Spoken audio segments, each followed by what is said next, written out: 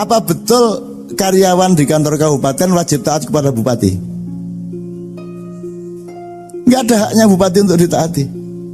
Dan itu salahnya Indonesia di situ. Dipikirnya bawahan harus taat sama atasan. Itu hanya berlaku di militer. Kalau di birokrasi sipil tidak ada.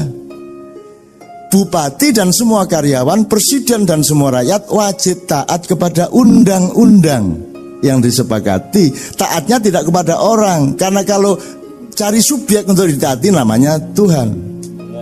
Kan gitu. Nah, Tuhan diterjemahkan ajarannya oleh DPR menjadi undang-undang, oleh MPR menjadi institusi. Taatnya kita tidak kepada MPR, taatnya anak tidak kepada orang tua. Tuhan tidak menyuruh kamu taat sama orang tua. Tidak ada ayatnya di Quran. Yang ada birrul waliden, berbuat baik kepada orang tua.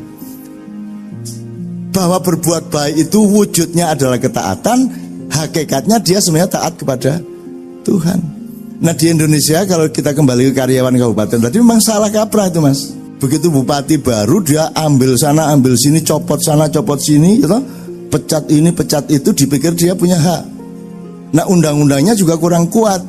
Seharusnya bupati maupun tukang sapu di kantor kabupaten bareng-bareng berposisi sama, yaitu taat kepada undang-undang dan aturan Republik Indonesia. Maka kalau sampai bikin KTP atau bikin paspor ya, kadang-kadang kita nunggu beberapa hari karena kepala imigrasi masih umroh misalnya. Gak susah kita. Loh, kenapa harus kepala imigrasi yang tanda tangan? Apa hak dia? Wong taatnya kita bukan kepada kepala imigrasi kok, taat kita kepada undang-undang. Kalau rakyat sudah menyodorkan semua persyaratan yang diberikan oleh undang-undang, semua surat akte kelahiran segala macam sudah kamu kasih, maka hari itu juga, detik itu juga kita berhak mendapatkan paspor. Yang tanda tangan siapa? Siapa saja yang orang kantor itu.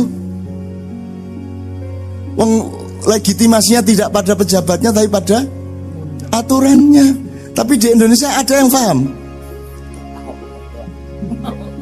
pejabat yang ngerti itu, kan begitu. Jadi tidak ada taat pada atasan itu. Bahkan pendeta tadi bilang tidak ada taat sama pendeta, yang ada taat sama Allah, kan begitu. Kan begitu. Cuman tajalinya, prosedurnya seolah-olah kita taat, kan gitu ya Bu ya. Nah, jadi ini sambil jadi supaya jadi pelajaran refleksi beliau. Jadi ada fikih, di belakangnya ada usul fikih, yaitu filsafat dan pemahaman-pemahaman mendasar termasuk kebudayaan supaya kita paham kenapa ada hukum. Di belakang fikih ada akhlak. Di belakang usul fikih ada akhlak, itu moral. Orang itu sebenarnya kalau sudah bermoral itu tidak pakai aturan pun beres. Aslinya loh.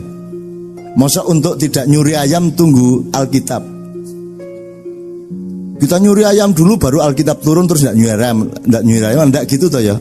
Meskipun tidak ada Quran, tidak ada Injil, tidak ada apapun ya, mosok nyolong PT sampean. Kan begitu kan? Cuman orang modern tuh kan menyangka kitab itu yang nyuruh kita tidak nyuri.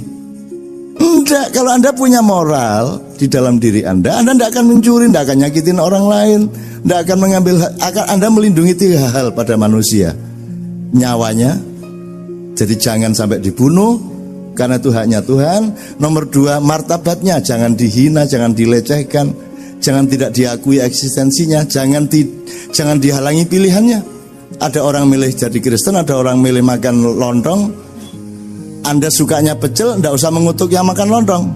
Ini susah di Indonesia itu ngono iku. Mentang-mentang senengane lontong pecel disalah-salahno bendino. Wes tak badoken lontonge, gak usah nyalano. Pecel ngono lho. Itu prinsip itu sebenarnya yang sekarang agak mulai hilang di Indonesia. Jadi kita hormat sama beliau apa? Karena beliau punya hak pribadi. Beliau menghormati Anda karena Anda punya hak pribadi. Siapa yang benar? Siapa yang benar? Yang benar ada di dalam dirimu masing-masing dan jangan dikeluarkan. Tetapi nanti surat kebenaran itu datangnya dari Tuhan. Dan saya berharap semua dikasih sertifikat kebenaran. Kalau saya gitu. Kalau sekarang tidak bisa berdebat. Sementara kita di antara Islam ada yang berdebat. Kalau kamu berdoa mendoakan orang yang sudah mati tidak akan sampai. Ya toh? Gitu toh? Wong bukan bapakmu. Karena yang sampai ke Tuhan itu cuma 3, gitu kan? 1. Enggak, 1 amal sodakoh. Jadi pokoknya kebaikan-kebaikanmu. Nomor 2, ilmu yang bermanfaat. Nomor 3, anak yang mendoakan, anak soleh yang mendoakan bapaknya. Selain 3 itu tidak sampai gitu kan? Sopo sing ngomong ngono iku? Nyele lambene kene tak keplene tembok. Sing ngomong ngono iku sapa? Itu kan idza mata ibnu adama in qata amaluhu. Kalau anak Adam meninggal, terputus amalnya. Terputus amalnya itu tidak sama dengan tidak sampai doanya. Terputus amal itu maksudnya tidak bisa kerja di pabrik lagi, tidak bisa ngurusi warung lagi, itu kan terputus amalnya. Tidak bisa ke Al-Falah lagi, tidak bisa nyambangi gereja lagi, itu maksudnya terputus amalnya. Karena sudah mati fisiknya. Bukan kok doanya tidak sampai. Gitu loh. Wong jelas kok ingkotoa itu putus amaluhu, amalnya. Ilamin salatin, kecuali 3 tadi. Gitu. Nah, kalau Anda melihat doa-doanya Nabi Muhammad, kan Nabi Muhammad mendoakan semua umat manusia, semua kaum muslimin yang mati maupun yang hidup, semua didoakan. Nah kalau gitu Rasulullah sia-sia dong. Al-ahya'i minhum wal amwat, yang masih hidup maupun yang sudah mati didoakan sama Rasulullah. Sekarang kalau memang tidak sampai, bilang sama Muhammad, cari kuburannya. Kamu doa dulu, tidak sampai loh. Ayo berani ngomong gitu kamu. Nah yang benar Gus Dur. Gus Dur ditanya orang, Gus, kalau mendoakan mayat itu sampai apa enggak? Terus Gus Dur dengan ngantuk-ngantuk bilang sampai lah. Loh kok Gus Dur berani memastikan, sebentar, doamu balik apa enggak? Ya enggak Gus, ya sudah sampai berarti. Kok enggak balik kok? Lo nak kirim paketnya ndak balik berarti sampai, kan gitu. Anak yang paling simpel Gus Dur itu. Lah ngomong balik tak gak mboten Gus, ayo tutuk nang ngono rek. Jadi sudahlah. Tuhan itu semua milik Tuhan. Anda sholat di gereja, gereja kan urusan mereka menyebut gereja. Anda tidak menyebut gereja karena menurut Anda itu gedung, karena Anda tidak terkait sama teologi Kristen. Bagi mereka juga Al-Falah ini kan Anda anggap masjid, karena rumah biasa sebenarnya. Benar? Kalau nanti kemana ke masjid, kan orang bayangin wono ngene. Enggak ono.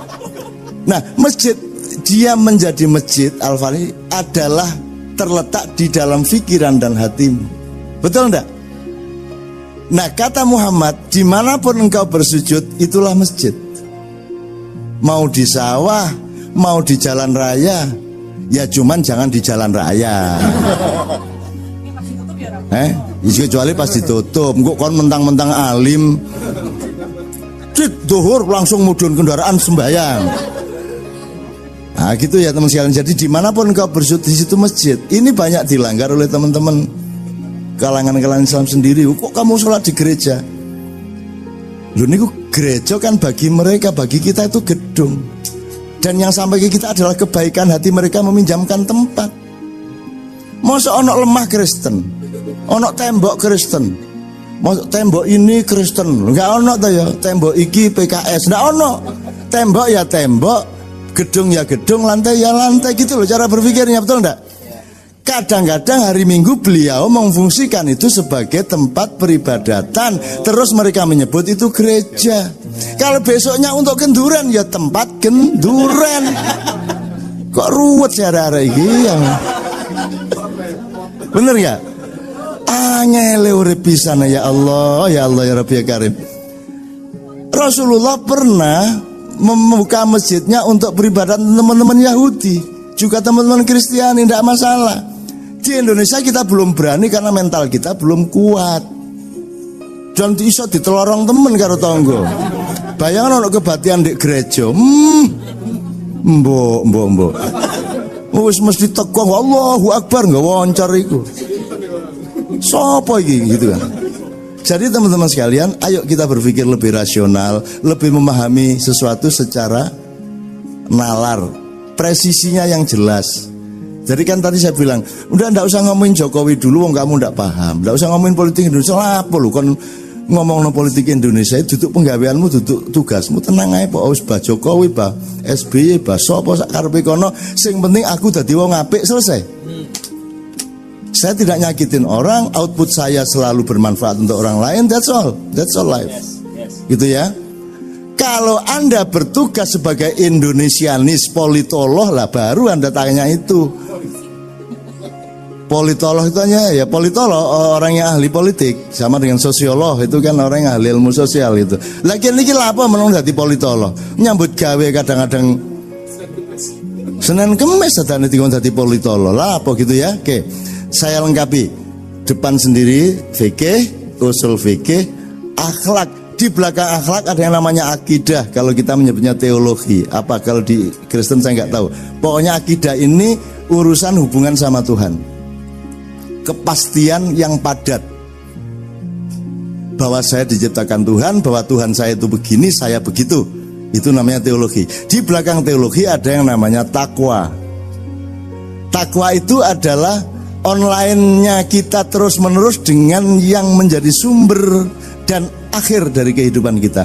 Dari sanalah kita berasal dan dari kesanalah kita menuju. Itu namanya takwa. Seluruhnya tadi namanya iman. Itu konco-konco. Nah saiki wis gak karu-karuan iman takwa wis dicampur aduk gak karu-karuan, endi kacang di kedele wis gak karu-karuan saiki. Gitu kan. Setiap pengajian selalu disebut mari kita tingkatkan iman dan takwa. Ke tahun 45 lho pengajian meningkatkan iman dan takwa. Kapan meningkatnya kok bendino meningkatkan terus. Gitu kan. Jadi Bapak sekalian, jangan bertengkar soal fikih tadi. Wong di ya sampean lho. Allahu Akbar. Ini Imam Syafi'i. Kalau tafsirnya Imam Hanafi Allahu Akbar ngene. Enggak kan bingung ngono. Lho ki arek iki kok tangane ngene ya. Lah ndak apa-apa tangannya begini, asal ndak begini aja. Karena masing-masing ada sejarahnya, ada nasnya, ada legitimasi historisnya. Jadi tidak apa Allahu Akbar, tidak apa-apa. Allahu Akbar ono meneh sing ngene. Terus kita arah sarahasen sembayangnya ini. Ono meneh saking sregepe Allahu Akbar itu diputer karena hatinya enggak kunjung khusyuk. Allah. Wah, begitu bari mereng ngene iki kene. Sing bener sing ndi? Sing bener adalah memohon kepada Allah, ya Allah terimalah semua sepanjang mereka berniat baik untuk menghadapmu. Kan begitu. Perkara perbedaan tidak masalah. Apa tahiyat at-tahiyatul ono sing gini, asyhadu alla ilaha illallah wa Muhammadar Rasulullah. Baru gini kan? Ono mana sing langsung at-tahiyatul langsung gini. Begitu Muhammadar Rasulullah. Ciangel ya arek-arek. Saya bilang Canun yang bener yang mana? Saya berpihak kepada orang yang tidak gini. Arep ngopo kowe? Mergo gak duwe driji. Karena enggak punya jari-jari. Kamu itu berdebat soal berdebat soal itu kan menyakiti hati orang yang enggak punya ini. Kamu itu bagaimana? Nanti ada jaran kepang, barongsai, haram itu, haram. Terus kan mangan beling. Wah, mangan beling, sembrong pangan. Saya pernah itu soalnya. Mangan sembrong, kriuk. Silet tak makan set. Saya di Amerika, di Filipina lama saya. Kalau cari duit pakai pura-pura mabuk, mangan sembrong gitu ya. Terus wah, banyak orang ngasih duit, lumayan aku bisa pulang ke Indonesia. Terus wah itu bekerja sama setan, buktinya bisa mangan beling. Loh kamu kok tahu kerja sama setan? Kamu berarti pernah, ayo. Kok kamu tahu kalau itu kerja sama setan? Kamu punya pengalaman, kamu punya ilmu, kan kamu gak tahu apa-apa. Dengan setan apa tidak kan kamu gak tahu apa-apa. Kok kamu nuduh-nuduh? Ono meneh, itu haram. Gini loh, orang ini ndak bisa makan nasi, ndak bisa beli, terus terpaksa mangan beling. Sebenarnya yang harus kamu lakukan adalah membawa bungkusan nasi. Bukan mengharamkan dia, gitu loh. Nggak pernah ngasih makan, marah. Kan gitu orang-orang ini. Ya, jadi Bapak sekalian, tolong di sini tidak ada pertengkaran fikih. Umpamanya taraweh ada yang 23 rakaat dengan witirnya, ada yang 11 rakaat. Di sini berapa? Kalau ada yang ingin 23, begitu 8 rakaat Anda minggir, Anda terusin sampai 20, terus witir sendiri. Tidak masalah toh. Kalau di sini 23, ya, begitu 8 rakaat Anda minggir, Anda langsung witir. Kan gitu. Tidak ada masalah. Syukur disepakati wong 23 ya boleh, 11 ya boleh. Kamu tahu asal usulnya kok 23? Itu bid'ah. Jadi Sayyidina Umar itu sholat sebagaimana Rasulullah 11 rakaat. Tapi setelah sholat karena cepet kan, sekarang itu sholat speedy di mana-mana. Remnya 7 GB atau cowopet. Alif lam mim Allahu akbar. Nun Allahu akbar. Jadi suratnya mek sak huruf. Nun, alif lam mim, alif lam ra. Wes cowopet sembayangi. Selesai tarweh, terus main-main nih teman-teman, nggak ada kerjaan. Ono sing gaple, ono sing remi, ono sing nang kafe gitu ya. Sama Umar gini, tak dawakno ae berkurang waktunya untuk iseng-iseng. Akhirnya dibikin 23 rakaat. Jadi itu idenya bukan ide Nabi Muhammad, itu idenya Umar. Kenapa? Boleh bang sholat sunat aja kok. Mau 350 rakaat sak karepmu kok nek kuat. Enggak ada masalah. Gitu loh. Nah itu jangan diperdebatkan. Enggak apa-apa 23 monggo, 11 monggo. Syukur jamaah. Bapak gimana ini sekarang 11 apa 23? Ada yang menjawab, ya sudah 11 saja wong keset kabeh. Ada yang 23 enggak kuat saya, enggak apa-apa. Atau sehari 11, sehari 23. Bisa juga. Tapi harap siap-siap pas 23 jamaahnya sak baris. Pas 11 rodok 3 baris, 4 baris. Jadi semua ada resikonya. Dan tolong jangan bertengkar soal fikih, karena itu pandangan yang berbeda-beda terhadap nasnya. Gitu loh. Nggak ada masalah, jangan bertengkar. Kalau mencari orang benar apa tidak, lihat ke belakangnya, yaitu akidahnya, akhlaknya, gitu ya. Jadi akhlak itu nomor 1. Bahwa Anda sholat atau tidak sholat, nggak usah diawasi. Ibarat warung, biarin itu wajannya pakai merek apa, gorengnya tuh ngene tak ngene sakarepe wis. Sing penting sing disugono sehat dan enak, kan gitu. Hidup itu begitu. Oke, terakhir teman-teman sekalian.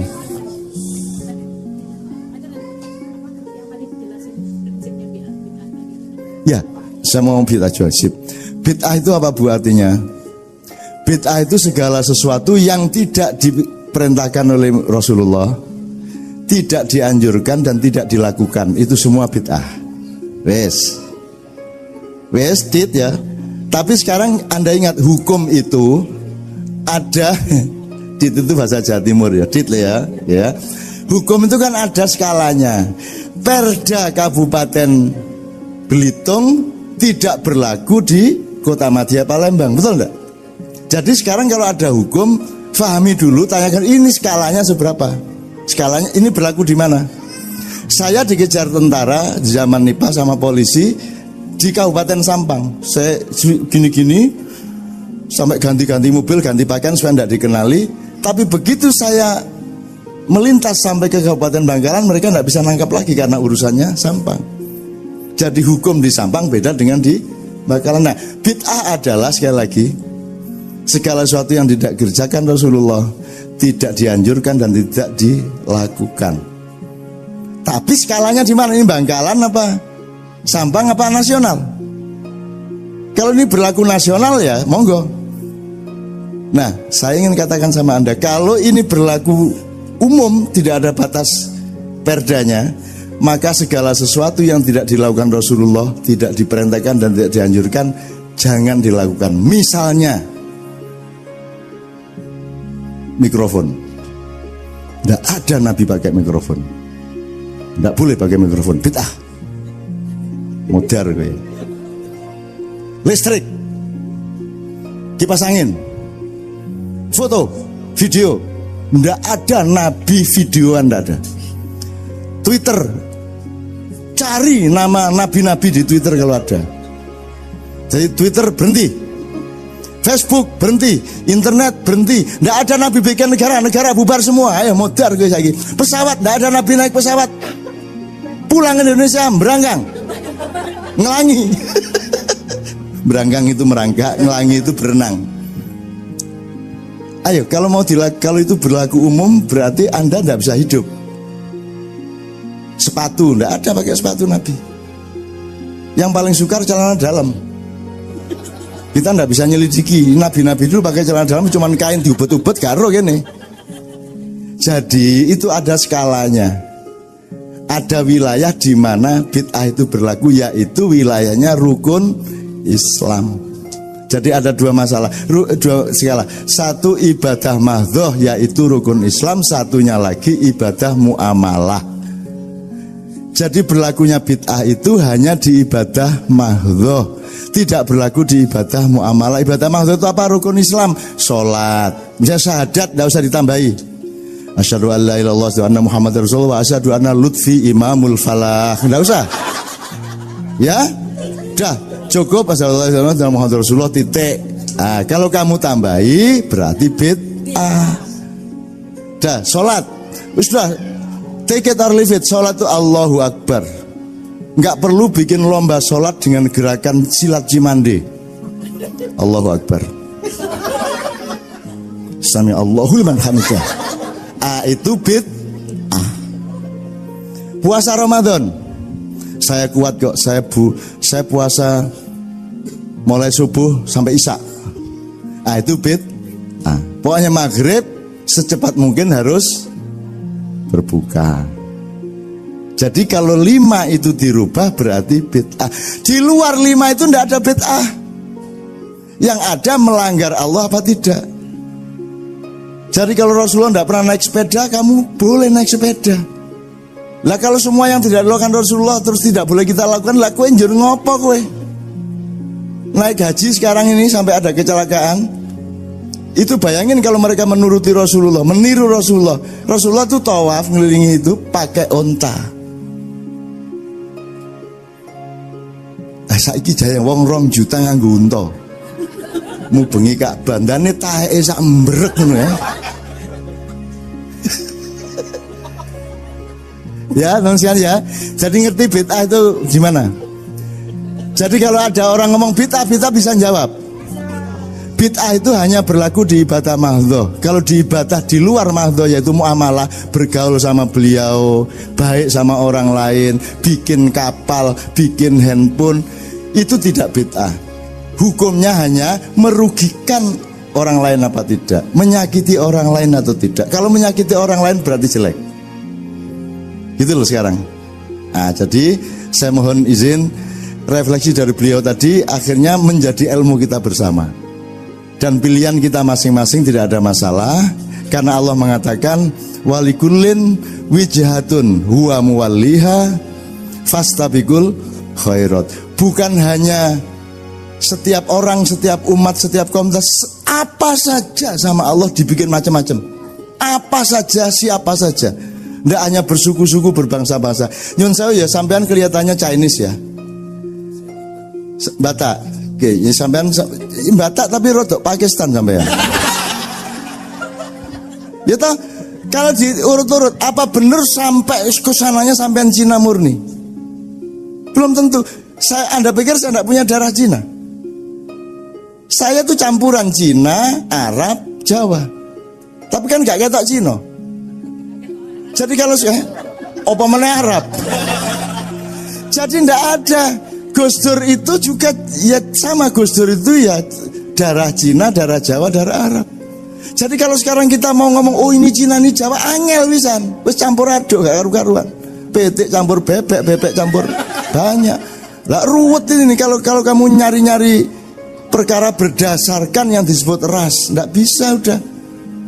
Sekarang Islam Kristen aja kalau kita ngomong kualitatif sudah susah. Kalau kuantitatif gampang, oh ke gereja Kristen, ya Katolik, kalau ke masjid Islam. Kalau ke masjid ada tahlilan NO. Kalau ke masjid tidak ada tahlilan PKS.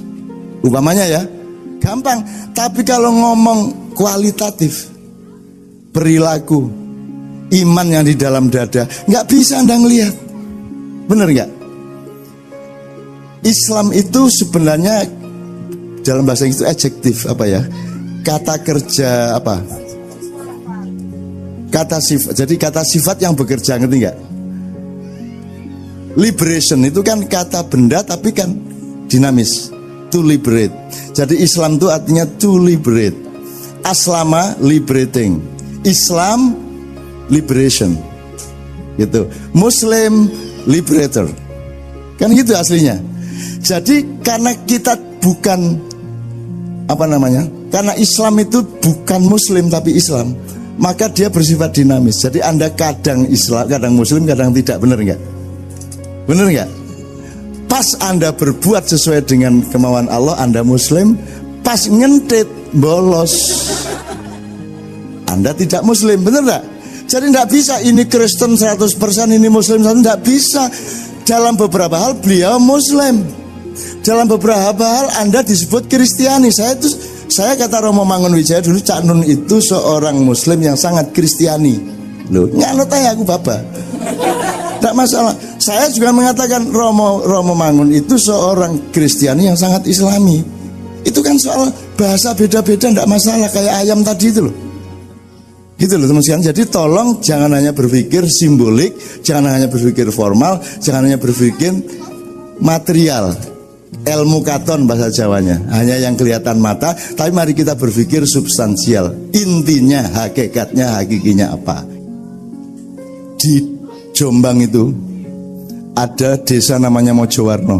Itu dekat tempatnya Nurholis Majid, Profesor Nurholis Majid. Itu ada gereja tertua di Pulau Jawa. Ya, gereja itu berdiri sampai sekarang. Jadi sudah mungkin 80 tahunan.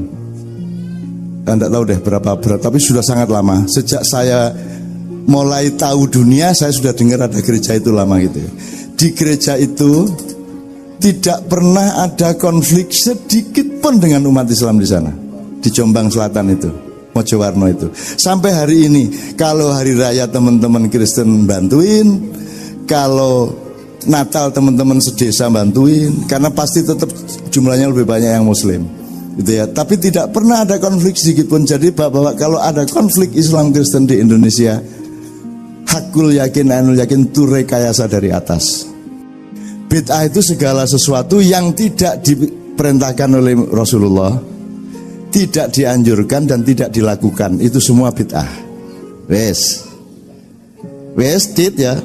Tapi sekarang Anda ingat, hukum itu ada. Dit itu bahasa Jawa Timur ya, dit ya. Hukum itu kan ada skalanya. Perda Kabupaten Belitung tidak berlaku di Kota Madya Palembang, betul enggak? Jadi sekarang kalau ada hukum, fahami dulu, tanyakan ini skalanya seberapa. Skalanya ini berlaku di mana?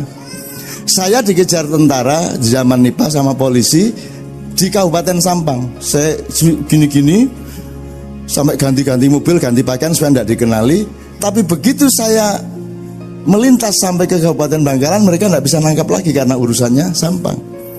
Jadi hukum di Sampang beda dengan di Bangkalan. Nah, bid'ah adalah sekali lagi segala sesuatu yang tidak dikerjakan Rasulullah, tidak dianjurkan dan tidak dilakukan.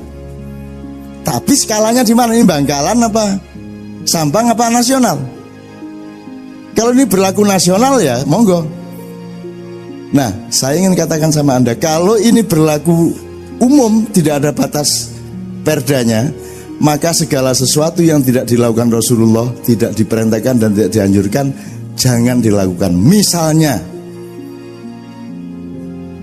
mikrofon. Tidak ada Nabi pakai mikrofon. Tidak boleh pakai mikrofon. Bid'ah. Modar kayak. Listrik. Kipas angin. Foto, video, tidak ada Nabi videoan, tidak ada. Twitter, cari nama nabi-nabi di Twitter kalau ada. Jadi Twitter berhenti. Facebook berhenti, internet berhenti, ndak ada nabi bikin negara bubar semua. Ayo modar gue lagi. Pesawat, ndak ada nabi naik pesawat. Pulang ke Indonesia beranggang, ngelangi. Beranggang itu merangkak, ngelangi itu berenang. Ayo, kalau itu berlaku umum berarti Anda ndak bisa hidup. Sepatu, ndak ada pakai sepatu Nabi. Yang paling sukar celana dalam. Kita ndak bisa nyelidiki. Nabi-nabi dulu pakai celana dalam cuman kain diubet-ubet karo gini. Jadi itu ada skalanya. Ada wilayah di mana bid'ah itu berlaku, yaitu wilayahnya rukun Islam. Jadi ada dua masalah, dua skala. Satu ibadah mahdhoh yaitu rukun Islam, satunya lagi ibadah muamalah. Jadi berlakunya bid'ah itu hanya di ibadah mahdhoh, tidak berlaku di ibadah muamalah. Ibadah mahdhoh itu apa? Rukun Islam, sholat, ya syahadat, tidak usah ditambahi. Asyhadu an la ilaha illallah wa anna Muhammadar Rasulullah wa asyhadu anna Lutfi imamul falah. Tidak usah. Ya, dah cukup. Asyhadu an la ilaha illallah wa Muhammadar Rasulullah titik. Nah, kalau kamu tambahi berarti bid'ah. Dah, sholat, sudah. Take it or leave it, sholat itu Allahu Akbar. Nggak perlu bikin lomba sholat dengan gerakan silat cimande. Allahu Akbar. Sami Allahu liman hamidah. Itu bid'ah. Puasa Ramadan, saya kuat kok, saya puasa mulai subuh sampai isya. Itu bid'ah. Pokoknya maghrib secepat mungkin harus berbuka. Jadi kalau 5 itu dirubah berarti bid'ah. Di luar 5 itu tidak ada bid'ah. Yang ada melanggar Allah apa tidak.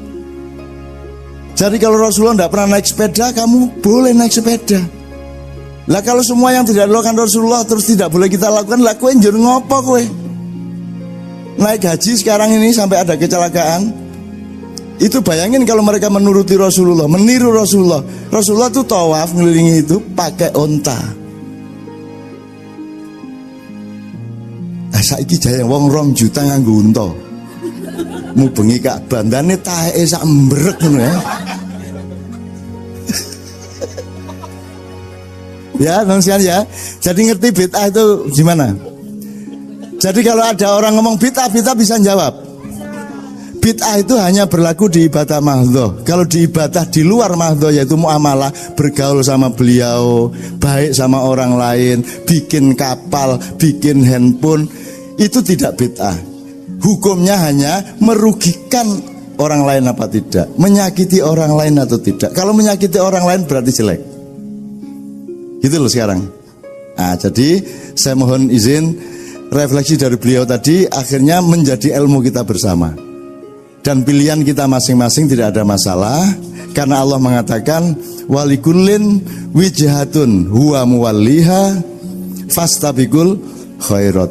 Bukan hanya setiap orang, setiap umat, setiap komunitas, apa saja sama Allah dibikin macam-macam. Apa saja, siapa saja. Tidak hanya bersuku-suku, berbangsa-bangsa. Nyun sewu ya, sampean kelihatannya Chinese ya, Batak. Oke, ya sampean Batak tapi rodok Pakistan sampean. Ya toh, kalau diurut-urut, apa benar sampai kesananya sampean Cina murni? Belum tentu. Anda pikir saya tidak punya darah Cina? Saya tuh campuran Cina, Arab, Jawa. Tapi kan gak ketok Cina. Jadi kalau apa meneh Arab. Jadi ndak ada. Gus Dur itu juga ya sama, Gus Dur itu ya darah Cina, darah Jawa, darah Arab. Jadi kalau sekarang kita mau ngomong oh ini Cina, ini Jawa, angel wisan. Wis campur aduk gak karu-karuan. Petik campur bebek, bebek campur banyak. Lah ruwet ini kalau kamu nyari-nyari perkara berdasarkan yang disebut ras, ndak bisa udah. Sekarang Islam Kristen aja kalau kita ngomong kualitatif sudah susah. Kalau kuantitatif gampang, oh ke gereja Kristen, ya Katolik. Kalau ke masjid Islam. Kalau ke masjid ada tahlilan NO. Kalau ke masjid tidak ada tahlilan PKS. Umpamanya ya, gampang. Tapi kalau ngomong kualitatif, perilaku, iman yang di dalam dada, nggak bisa Anda ngelihat. Bener nggak? Islam itu sebenarnya dalam bahasa Inggris itu adjektif apa ya? Kata kerja apa? Kata sifat. Jadi kata sifat yang bekerja, ngerti nggak? Liberation itu kan kata benda tapi kan dinamis. To liberate. Jadi Islam itu artinya to liberate. Aslama liberating. Islam liberation. Gitu. Muslim liberator. Kan gitu aslinya. Jadi karena kita bukan apa namanya? Karena Islam itu bukan Muslim tapi Islam, maka dia bersifat dinamis. Jadi Anda kadang Islam, kadang Muslim, kadang tidak. Benar nggak? Benar nggak? Pas Anda berbuat sesuai dengan kemauan Allah, Anda Muslim. Pas ngentit bolos, Anda tidak Muslim. Benar nggak? Jadi tidak bisa ini Kristen 100%, ini Muslim 100%. Tidak bisa. Dalam beberapa hal beliau Muslim. Dalam beberapa hal Anda disebut Kristiani. Saya kata Romo Mangunwijaya dulu, Cak Nun itu seorang Muslim yang sangat Kristiani. Loh, nganut aja aku bapak. Tidak masalah. Saya juga mengatakan Romo Mangun itu seorang Kristiani yang sangat Islami. Itu kan soal bahasa beda-beda, tidak masalah. Kayak ayam tadi itu loh. Gitu loh teman-teman. Jadi tolong jangan hanya berpikir simbolik, jangan hanya berpikir formal, jangan hanya berpikir material. Ilmu katon bahasa Jawanya, hanya yang kelihatan mata. Tapi mari kita berpikir substansial. Intinya, hakikatnya, hakikinya apa. Di Jombang itu ada desa namanya Mojowarno. Itu dekat tempatnya Nurholis Majid, Profesor Muhammad. Itu ada gereja tertua di Pulau Jawa. Ya, gereja itu berdiri sampai sekarang. Jadi sudah mungkin 80 tahunan. Tidak tahu deh berapa berat, tapi sudah sangat lama. Sejak saya mulai tahu dunia, saya sudah dengar ada gereja itu lama gitu. Di gereja itu tidak pernah ada konflik sedikit pun dengan umat Islam di sana. Di Jombang Selatan itu, Mojowarno itu. Sampai hari ini, kalau hari raya teman-teman Kristen bantuin, kalau Natal teman-teman sedesa bantuin, karena pasti tetap jumlahnya lebih banyak yang Muslim. Gitu ya. Tapi tidak pernah ada konflik sedikit pun. Jadi bahwa kalau ada konflik Islam Kristen di Indonesia, hakul yakin, ainul yakin itu rekayasa dari atas. Itu bukan murni rakyat yang bertengkar. Itu pasti ada maksud-maksud politik. Di belakang maksud politik adalah maksud penguasaan ekonomi. Kalau kita rapuh sebagai bangsa Indonesia, kita gampang dijajah oleh orang-orang yang merekayasa itu kan gitu. Jadi mohon untuk menyumbang kekompakan Indonesia, mari kita pastikan bahwa kita kompak di sini, tidak bertengkar oleh masalah-masalah kecil yang enggak. Itu ya teman sekalian ya. Amin ya rabbal alamin. Awak dhewe buka hati, buka pikiran supaya hidayah Gusti Allah melbu bleng. Ya. Ora dicampuri setan, ora dicampuri medsos.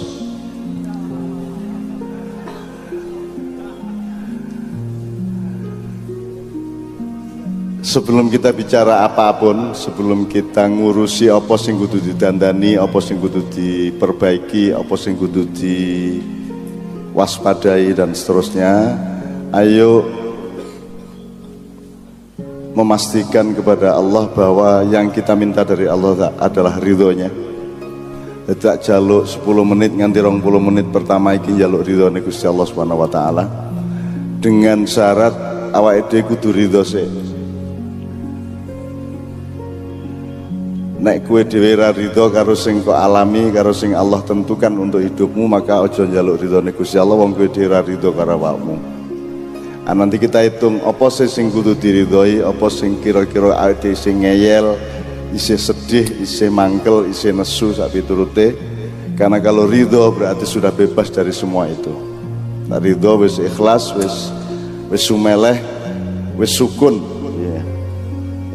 Tentang apa saja yang kudu ditandani karo kudu ditingkatkan apa jenenge pengajian niku ningkatke aji ning urip pengajian dadi ben awake dhewe ra kelangan aji ya. Di samping itu juga pengkajian berarti kene kudu ndelok apa-apa ki sak adil-adile sak cetha-cethane ben ora mangan barang sing racun, ora mangan ora ngombe barang sing kumarake weteng lara. Nah panganan niku ora ming telo karo kacang karo teh kopi. Apa sing mlebu nang kuping ku ya panganan. Ana panganan sing jenenge informasi, ana panganan jenenge ilmu, ana panganan sing jenenge kahanan. Kuwi kabeh kudu kok kecapi. Aja langsung diuntal, aja langsung dilek. Ana bedane nek jamu anake tikus cindil nika langsung diuntal nggih. Tapi nek mangan sego lak ora entuk diuntal kudu kok kecapi sik. Nah saiki ana ngecapi cara cangkem untu karo ilat, ana ngecapi cara pikiran, ana ngecapi cara ati. Kecapi bener dikecapi. Dimamah. Dadi kabeh kudu kok mamah. Kejaba sing pancen iso diuntal. Nggih. Nah ada mamah cangkem, ana mamah pikiran, ana mamah ati. Nek kabeh urung iso beres, kita mohon kepada Allah supaya melindungi kita dari segala sesuatu yang berbahaya yang masuk ke dalam perut kita, masuk ke dalam pikiran kita, masuk ke dalam hati kita, dan masuk ke dalam rohnya kehidupan kita. Coba kita daftari sing disuwunke ridho saka Gusti Allah napa ne mawon. Apa ne wae? Dalem hayat, maksudnya uripe ya sing rada cetha, sing luwih detail apa penggaweane, muga-muga diridhoi ngoten nggih. Le milih bojo diridhoi, mesem nek wis bojo napa melih dalam apa wae sing wis kok terima dadi ilmu ning ati ning pikiran karo Allah diridhoi. Nek diridhoi Allah engko dadi manfaat. Ngoten nggih. Napa melih aku njaluk telu meneh minimum. Penggaweane, bojone, keluargane, ilmune apa meneh sing njaluk diridhoi.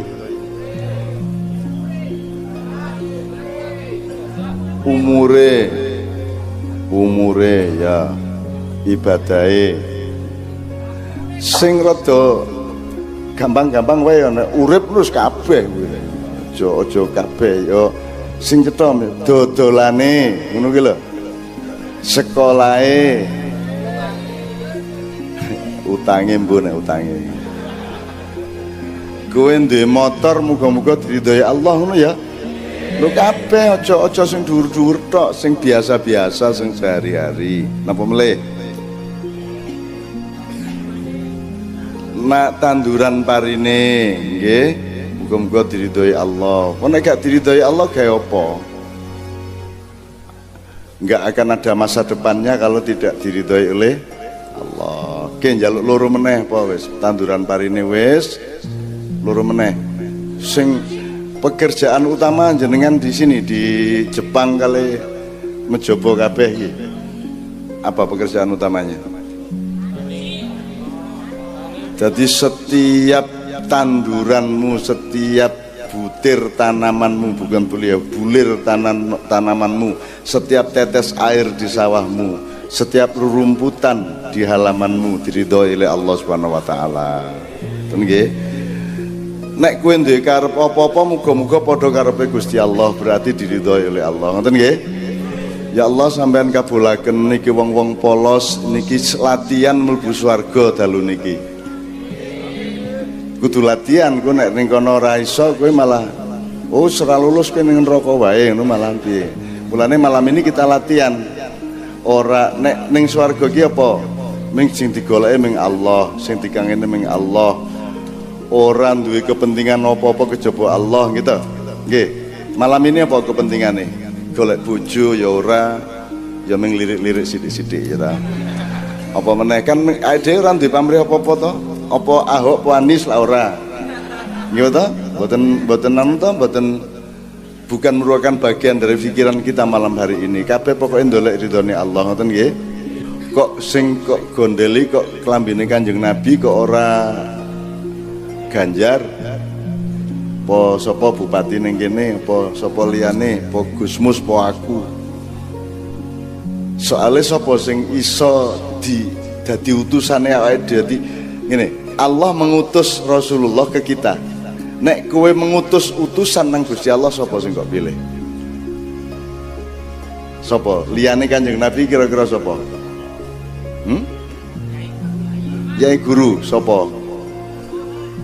Mbak Maimun. Oke, ora apa-apa. Ning saiki sak donya ki mung entuk ngutus wong siji nang Gusti Allah. Kuwi sapa sing kok pilih?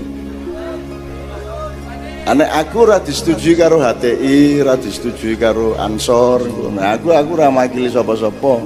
Dadi aku ora mungkin dadi utusan. Sapa sing iso disepakati karo kabeh untuk mewakili kita kepada Allah? Orang tua. Lek orang tuamu ora direstui karo orang tua oleh anak yang lain. Sapa sing kok utus nang Gusti Allah makili kowe? Malaikat. Lah gelem apa malaikat? Malaikatnya jawab, "Raimu ngutus-ngutus aku iki kowe sapa?" Lu masa orang ngerti Allah memilih Muhammad sallallahu alaihi wasallam menjadi utusannya, rasulnya, nabinya kepada semua umat manusia. Saiki semua umat manusia nek njaluk apa-apa nang Gusti Allah, sing diutus sapa karo manungsa untuk menghadap Allah, sing kira-kira gelem kabeh. Ayo Dek, kowe jawab. Quran. Lah kok doa kok diutus? Kok doa kok diutus piye iki? Menungso Allah kasih utusan ke sini namanya Muhammad, dipercaya. Saiki nek menungso nih sak dunya sak ngalam semesta iki mengutus seseorang untuk menghadap Allah, untuk ngandake atine awake dhewe piye, kuwi sapa? Iki anakku siji ki ora iso jawab iki lho. Sing kok pilih sapa? Jokowi? Nabi Muhammad. Sapa meneh liyane? Nggih mboten? Sapa liyane sapa? Lah iya. Jadi Rasulullah itu bukan hanya utusan Allah ke kita, tapi juga utusan kita ke Allah. Makanya dia Rasulullah dan Rasuluna. Ya utusannya awake dhewe arep ngomong sapa meneh? Nek arep ngadep Gusti Allah sing iso diandalke untuk nderek lak ning Kanjeng Nabi kene. Jadi nek nderek Gus Dur ya nek ana sing gelem ana sing ora. Nderek aku ana sing gelem ana sing ora. Ning nek nderek Kanjeng Nabi kabeh gelem. Lha ngoten nggih. Makanya gondelane gondelan klambi. Kok gondelan berarti kowe ning ngarepe apa ning mburine apa ning pinggire? Gondelan itu berarti awake ning mburine. Berarti kowe khalifah. Khalifah itu artine kowe ning mburine. Kuwi khalifah. Jadi khalifatullah kuwi kowe mlaku mburine Gusti Allah. Nang diwe Gusti Allah karep kene melu.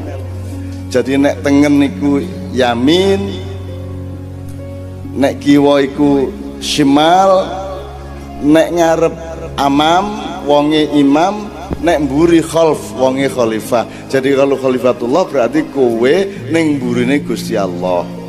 Nah, sing mburine pas Gusti Allah kira-kira sapa? Urutan pertama.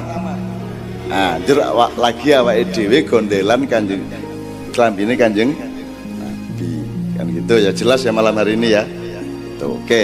Mulane saiki monggo menghadirkan Rasulullah bersama-sama. Tak jaluk Kanjeng Nabi kula suwun ampun ngetok nggih, mungkin ndak do wedi. Pun melebet ten manahe kanca-kanca dulur-dulur kula kabeh. Dadi Kanjeng Nabi hadir di dalam hatimu, hadir di dalam jiwa dan kesadaranmu, kekhusukan dan cintamu. Ojo njur ketok tenan. Ku nek ketok tenan kowe malah semaput ya toh. Oke, jadi kita hadirkan Rasulullah, kita mohon Rasulullah hadir pada malam hari ini.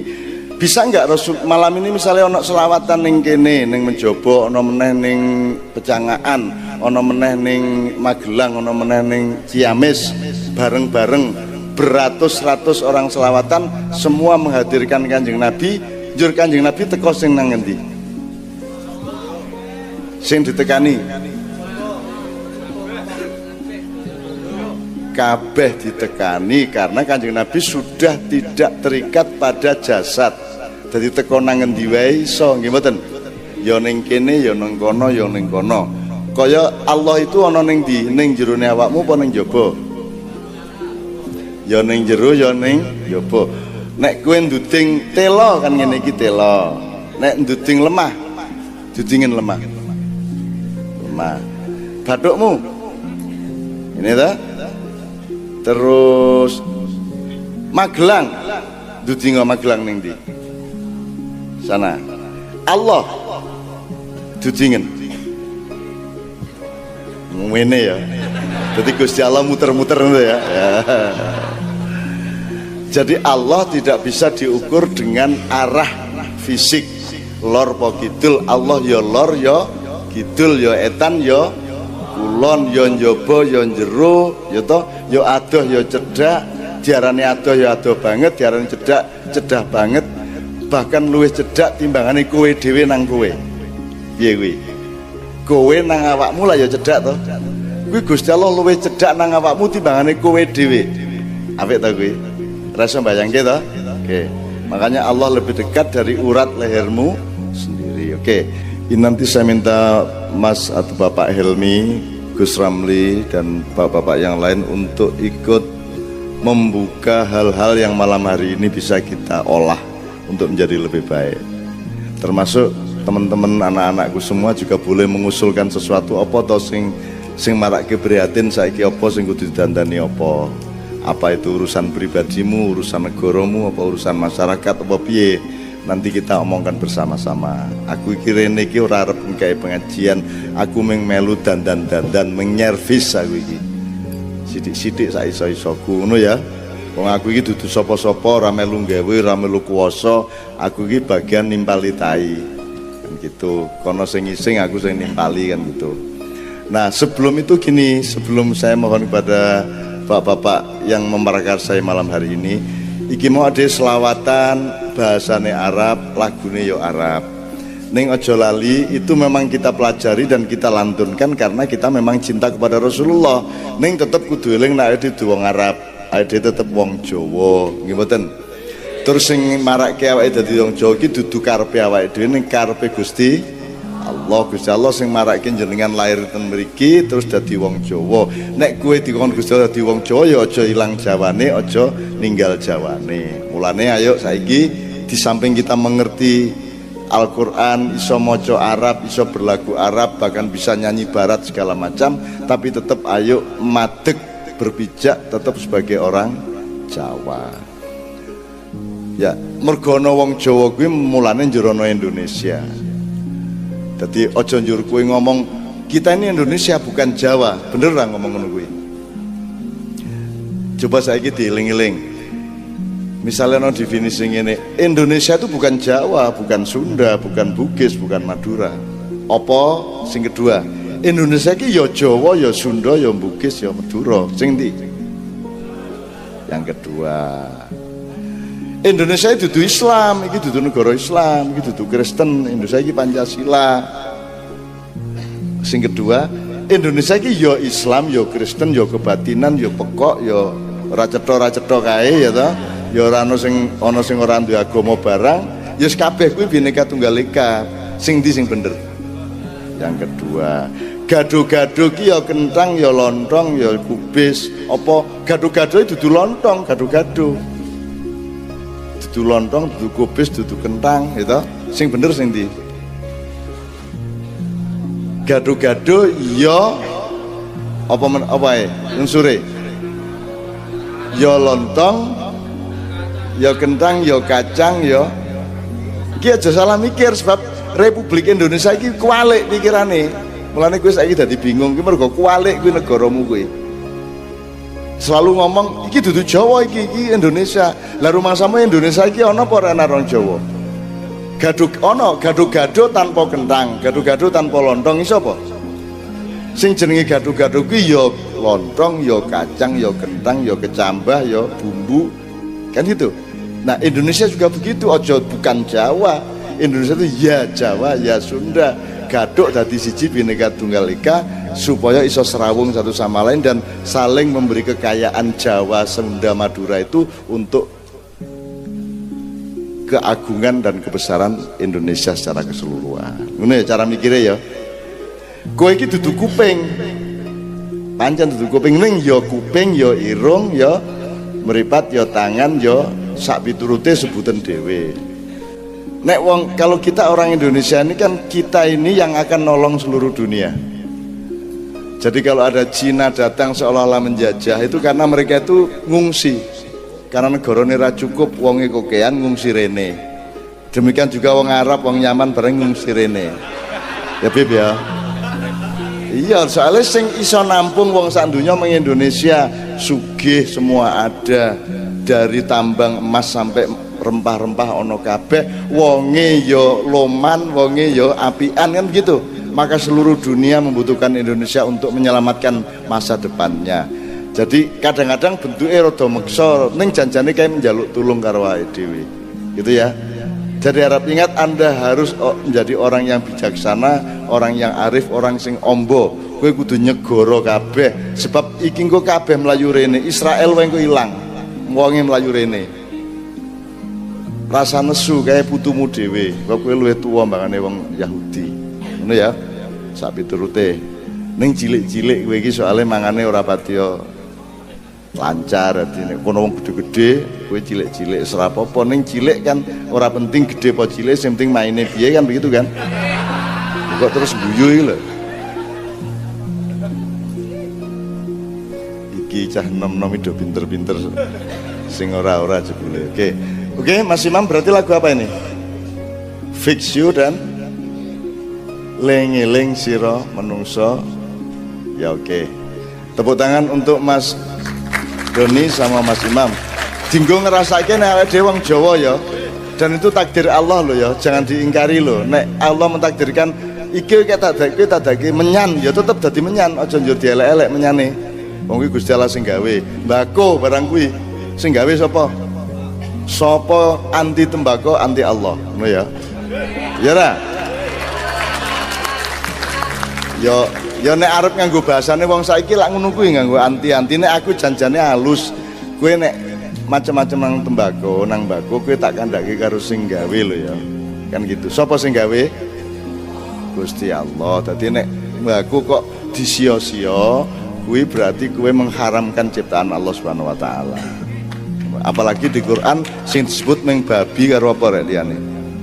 Babi, badang, apa meneh? Asu ya toh, kowe ora munyuk kowe ora disebut ya toh. Oh, disebut ning ora untuk haram-haram. Oke. Iki ketoke masalah cilik-cilik ning asal usule mergo salah patrap pada skala yang besar. Dadi misale ngene. Awake dhewe tetep wong Jawa, njur ana wong Arab medhayoh rene nggawa Islam. Islame kita terima ngono ya. Tapi tetep wong Arabe dayoh lho ya. Nggih mboten. Kejaba sing wis manggon kene wis dadi wong Jawa kayak Habib Anis. Dia berbahasa Jawa lebih bagus daripada bahasa Arab. Berarti dia wis wong Jawa. Kan gitu. Demikian juga yang lain, orang barat kesini membawa demokrasi, membawa macam-macam, tetep tapi eling lho kowe tetep wong Jawa. Nek ning Jakarta kae do ora gelem dadi Jawa, kae do dadi wong barat ndelok Jawa. Dadi nek ngomong cara Jawa kaya dayoh nirok-nirokke wong Jawa. Dadi delok ning TV kae. Kae nek wis ana pembantu rumah tangga dalam adegan apa kae ngomongnya lak dijawak-jawakke. Padahal dhek wong Jawa asline. Ning dhek ora gelem dadi wong Jawa, nirokke wong Jawa. Bagaimana saya tidak boleh kok? Kan ngono ngomongnya dijawak-jawakke. Kuwi kemetak cangkeme njaluk dikeplak kuwi. Ya. Kowe iki wong Jawa, diapa-apake wong Jawa. Allah sing mentakdirkan kita menjadi orang Jawa. Aja dadi dayoh. Kowe iki tetep wong Jawa. Wong barat dayoh, wong Arab dayoh, wong Cina dayoh. Kejaba sing gelem dadi ajur-ajar dadi wong Indonesia ning kene. Kan gitu kan? Oke.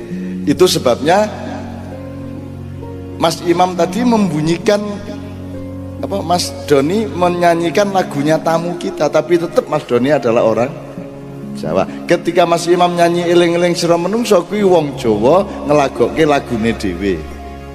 Nah, di sini semua kita aransir, semua kita desain, semua kita racik dadi mamayu hayuning bawana rahmatan lil alamin. Dan itu yang paling pinter kita. Sembarang diracik dadi siji sebab kene iki pengalaman kalau rempah-rempah. Iso mbayangke ketumbar ki jane gunane apa biyen. Awale nemokke nek tumbar ki apik iki lak dawa ta kuwi. Lombok we biyen pertama kan mesti orang jurget pertama gue ngerti sambel toh. Pertama lombok ana wit-witan lombok kok ceklus kan mesti dibuang toh. Wah iki panganane setan iki buang. Akhirnya berabad-abad kayak orang wong mangan lombok. Entah bagaimana ceritanya pada suatu hari lombok itu kecemplung toh ke masakan kok dadi rada penak iki rada piye-piye ngono. Nah, lama-lama lombok diolah, lama-lama dadi sambel. Sambel lu pirang macem sing gue ngerti. Gue tahu ngitung ora? Perusahaan Konimax di Belanda itu memproduksi 26 macam sambal. Sing wong Jawa dhewe wis ora ngerti. Piye kuwi? 26 ana sambel Gandaria, sambel ulek, sambel korek. Ning kene ana sambel setan.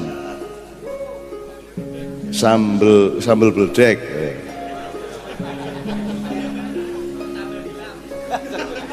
Sambel apa?